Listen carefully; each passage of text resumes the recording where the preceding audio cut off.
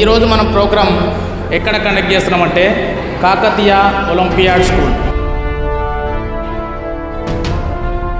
So all of you welcome.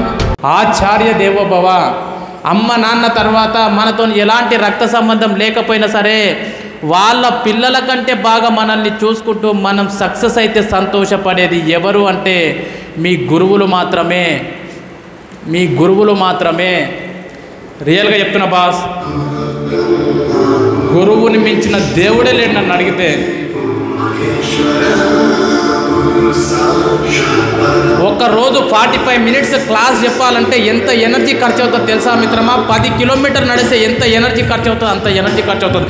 మీకోసం ప్రతిరోజు 100 కిలోమీటర్లు నడుస్తూ వాళ్ళ నాలెడ్జ్ని మీకు అందిస్తున్నటువంటి ప్రతి గురువు కూడా దేవునితో సమానం బాస్. ఆచార్య దేవో భవ.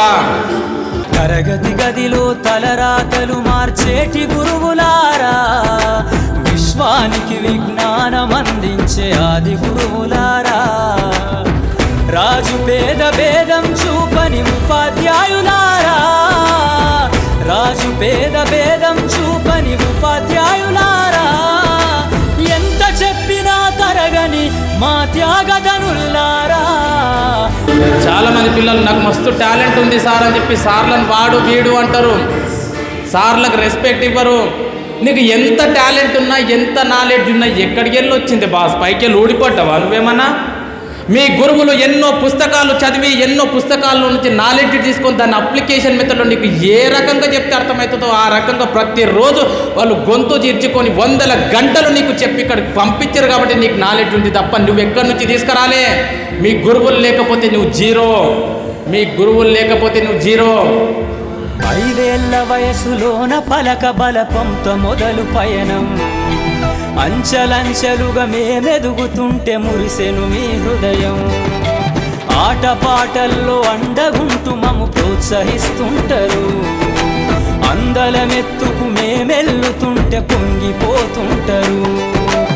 ఎదిగే కొద్దీ ఒదిగుండాలని జీవిత సత్యాలను చెబుతూ, ఎదిగే కొద్దీ ఒదిగుండాలని జీవిత సత్యాలను చెబుతూ, కృషి ఉంటే మీరు ఋషులవుతారని నమ్మకం నూరిపోస్తారు.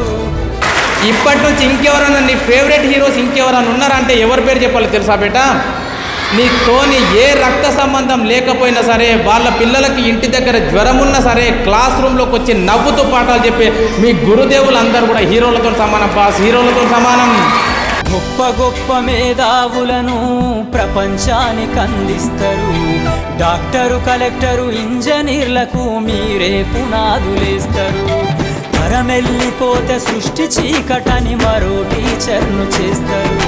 రేపటి తరము అంధకారంగా ఉండొద్దని ముందుంటారు. రియల్గా చెప్తున్నా బేట, టీచర్ల మీద కామెంట్ చేసేటోడు, లెక్చరర్ల మీద కామెంట్ చేసేటోడు, రెస్పెక్ట్ ఇవ్వనోడు, నువ్వు ఎంత నాలెడ్జ్ ఉన్నా సరే ఎన్ని కొమ్ములు ఉన్నా సరే జీవితంలో 100% చెప్తున్నా అట్టర్ ఫ్లాప్ అవుతావు. నువ్వు జీవితంలో బాగుపడినట్టు చరిత్రలు లేదు. రాష్ట్రాన్నేలే సీఎం అయినా, దేశాన్నేలే పిఎం అయినా, మీ నుండి విద్య నేర్చినోళ్ళయా ఒకనాటి మీ శిష్యులేనయా. ఈ ప్రోగ్రాం అయిపోయిన తర్వాత మీ గురువుల కాళ్ళ మీద పడి నమస్కారం పెట్టిన తప్పు లేదు బాస్. దరిద్రం మొత్తం పోతుంది. మీ లెక్చరర్స్ని ఎవరైనా ఇబ్బంది పెట్టుంటే స్టేజ్ మీదకి వచ్చి సారీ చెప్పండి బాస్. సారీ చెప్తే నీ దరిద్రం మొత్తం పోతుంది, బంధం బలపడుతుంది.